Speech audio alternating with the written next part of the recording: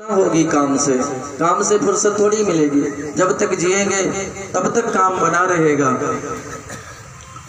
लेकिन कुछ समय ऐसा निकालो कि प्रेम कर लो राम से। राम से प्रेम करने के लिए समय आपको निकालना ही पड़ेगा और निकालना चाहिए भी, क्योंकि ये जीवन की सारी व्यवस्था भगवान स्वयं करता है। हम आप कुछ नहीं करने वाले हैं, हम आप तो निमित्त मात्र हैं।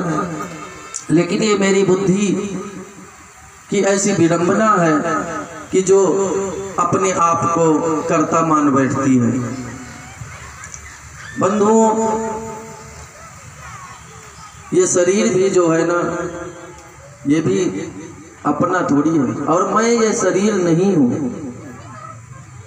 ये शरीर तो एक भौतिक पिंड है जो क्षितिज जल पावक गगन समीर से बना हुआ है और मैं तो भगवान का परमानंद का अंश हूँ।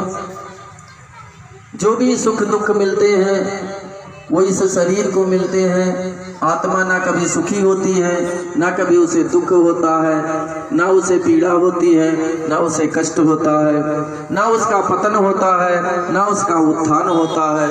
वो हमेशा सम रूप में ही बनी रहती है। वो परमात्मा की चेतन शक्ति है जो हम सभी के अंदर, क्या जितने भी जीव पेड़ पौधे वृक्ष यहाँ पर उत्पन्न है इस पृथ्वी पर, सभी में वो चेतन शक्ति काम करती है समान रूप से।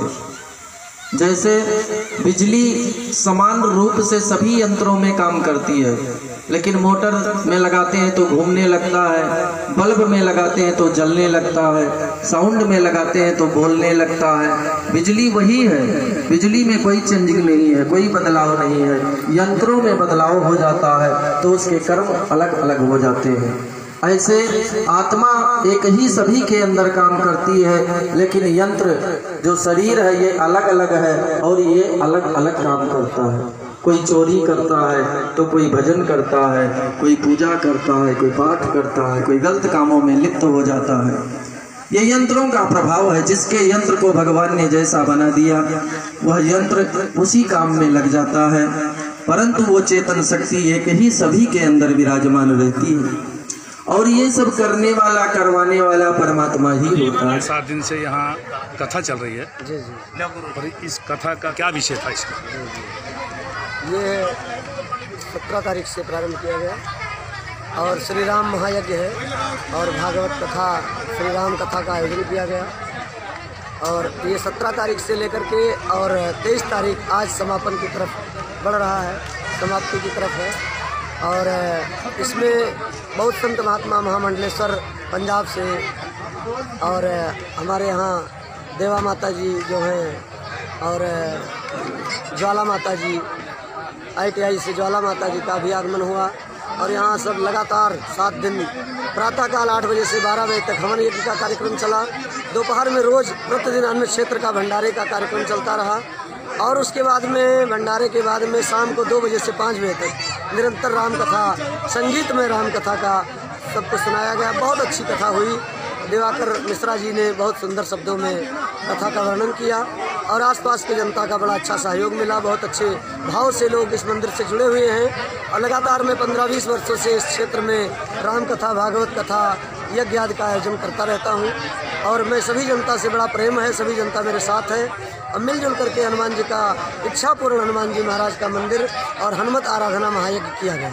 और इसलिए काफी दूर दूर से लोग आते हैं। जी जी, चंडीगढ़ से आए हुए हैं, अम्बाला से हैं, पंजाब से हैं, काफी लोगों को यहाँ से आस्था है। जी जी जी। तो इस मामले में आप क्या संदेश देना चाहेंगे? जी, इस मामले में यह संदेश देना चाहता हूँ कि कलयुग के साक्षात देवता हनुमान जी हैं। भगवान राम ने हनुमान जी को गद्दी दी थी, मुकुट पहनाया था। गुप्तार घाट में अयोध्या में सरयू में जब भगवान राम अंतर्ध्यान हुए थे तो वहाँ हनुमानगढ़ी सिद्ध पीठ है और चारों युग प्रताप तुम्हारा लिखा है कि चारों युगों में हनुमान जी का प्रभाव रहता है। तो कलयुग में विशेष करके हनुमान जी की पूजा आस्था का महत्व है और जो इच्छापूर्ण हनुमान जी का मंदिर बनाया गया, क्योंकि इन्होंने बहुत लोगों की लगातार इच्छाएं पूर्ण की और हमारी भी इच्छा थी कि एक मंदिर बने।